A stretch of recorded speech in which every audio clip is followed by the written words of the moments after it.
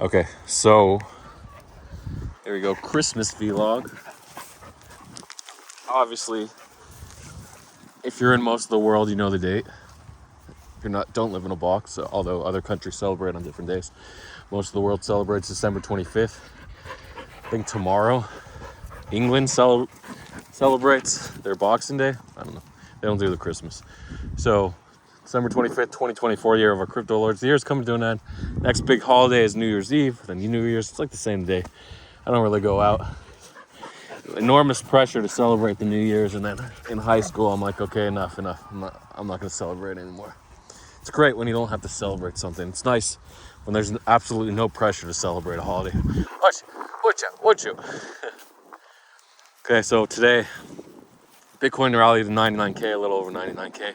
Alt rallied Fartcoin back up to $1.30 from a 55-cent low. I think I might have mentioned that yesterday. Pudgy's 22 ETH. Yes, and that's the offer too. It's not just the floor. You always got to look at the offer on Blur, right? Not the floor, which means 75K each. I got 10 Pudgy, 750K. Okay, Miladies keep bleeding out. Should have sold that. Should have sold my 20 Miladies at 70th. Right. Obviously, I should have sold the 28K each. Am I stupid for holding? They hit 30K on a wick. Actually, ETH. I don't think ETH was 4K yet. So 26K or so. I should have sold, obviously. Nobody cares about Milady. Plus the FUD, they busted the NFT creator of Squiggles and all the other. He created like 15 NFT projects. He made 22 million. Got busted.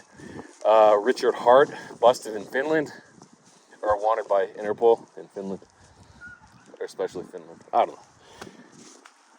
So for his Pulse chain and Hex. What a great Ponzi. Did like over 100x back when we didn't have meme coins in 2019. We didn't have these meme coins, and they started to come around in 2020 with Uniswap V2. But now, going to do 100x, you just blink, and you see 10 coins in a day on Solana that have done 100x. What is that? Actually, from the liquidity at 5K or 10K on Pump Fun, all the way to 1 million, that's 100x, right? Or just 500K is 100x if you catch them early. But again, Pump Fun is like playing with dynamite. It's better to wait for them to bond, then you have a bigger chance, but more risk because the price is higher.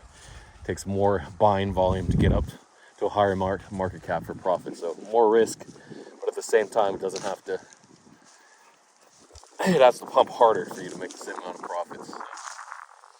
Again, but if only like 1 in 100 coins actually bond, hit that 90K or 80K liquidity needed to bomb from Pump.Fun to Raydium on Solana, then it's better to wait. It's not worth taking the risk because they're only 10x by the time they bond. Of course, you got all these crazy snipers, so sometimes you have to buy a 200K or 300K. So it's different risk, right? It's hard to calculate. But today, I just want to talk about briefly before I go. This is just going to be a 5-minute Christmas vlog. When to get out of a bad trade. So the worst thing a trader ever wants to do is take a loss, close out the trade, loss, move on.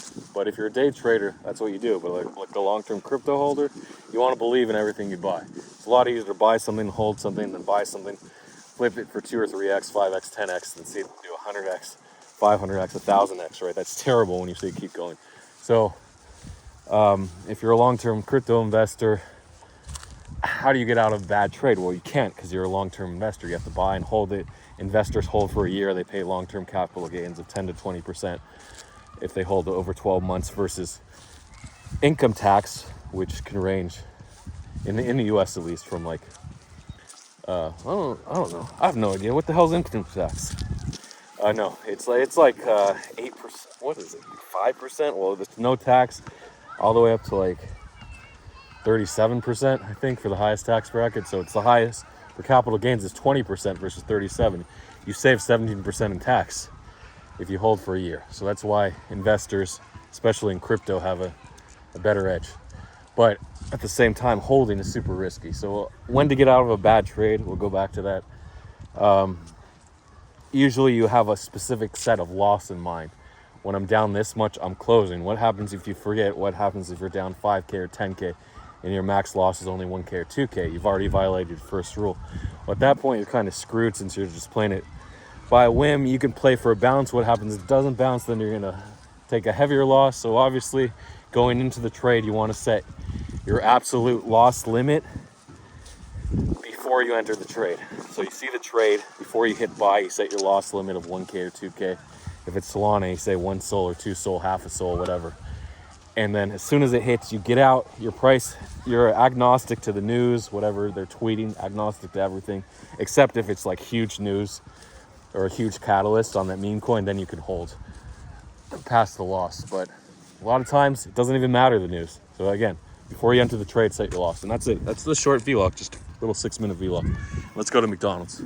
We're gonna go to McDonald's.